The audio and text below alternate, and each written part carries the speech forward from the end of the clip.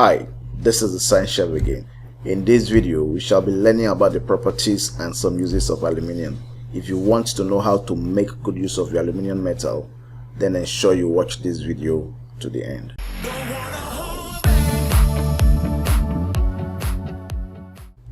The importance of aluminium in the metallurgical industry is born out of some of its special properties.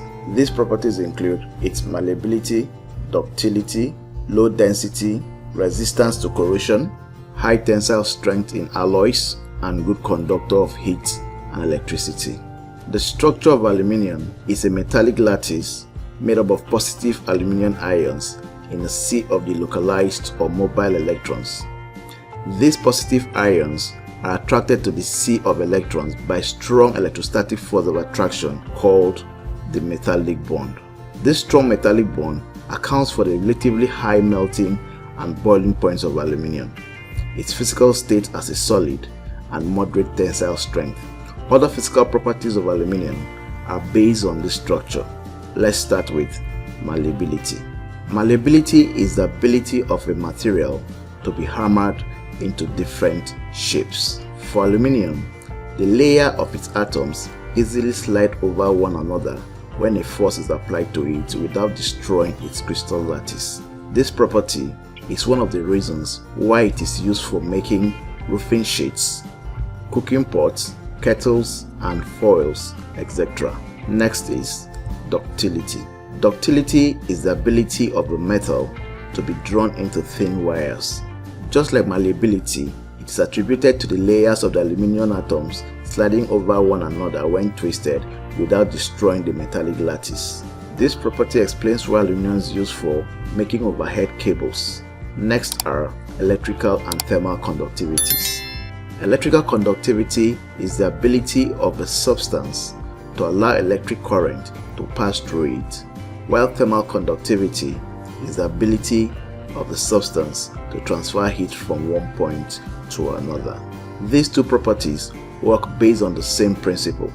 The sea of the localized or mobile electrons in the metallic lattice is responsible for the conduction of heat and electricity in a metal. Due to the mobility of the electrons, it is easy to carry electrical charges and heat energy from one point to another through the metallic lattice. For aluminium, its three valence electrons make it a very good conductor of heat and electricity. This means that there will be many electrons in its metallic lattice available to transfer electrical charges and heat energy from one point to another. At this point, it's important to note that the electrical and thermal conductivities of a metal depend on the number of valence electrons present in the atom of that metal, and the higher the number of electrons in the valence shell of a metallic atom, the higher its electrical conductivity. This explains why aluminium is a better conductor of heat and electricity than magnesium and sodium.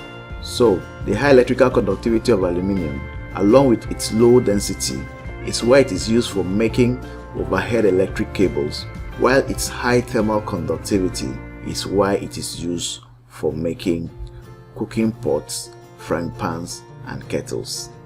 Alone, aluminum metal is not very strong, but when mixed with other metals like copper, manganese, and magnesium, it forms very strong alloys like duralumin, made up of aluminium, magnesium, manganese, and copper, aluminium bronze, made up of aluminium and copper, and magnesium, made up of aluminium and magnesium.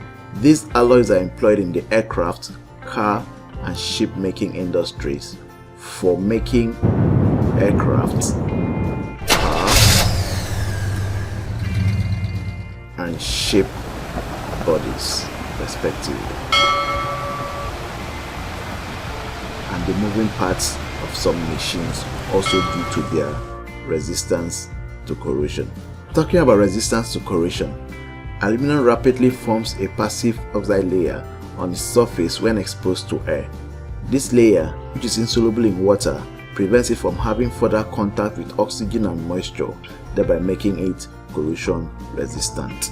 Due to its passive nature, It does not react with concentrated triazonitrate acid, hence it is used for making containers used for storing concentrated HNO3. Aluminium powder is used in the thermite reaction for welding together cracked or broken metallic parts of machines and equipment. The thermite reaction is a highly exothermic reaction that takes place when a powdery mixture of aluminium and iron 3 oxide called the thermite is ignited. Aluminium, being more reactive than iron, displaces the iron 3 ion from the oxide to form metallic iron and aluminium oxide. The iron formed is melted by the large amount of heat released during the reaction and flows into the cracks between the metallic parts and holds them together when it solidifies. The thermal reaction is commonly used for welding rail tracks. So if this video was helpful to you, kindly drop a comment and give us a like. Also, if this is your first time here, subscribe to our channel and turn on your notification bell to always stay updated with our new uploads. Stay true to yourself until I see you when I'll see you.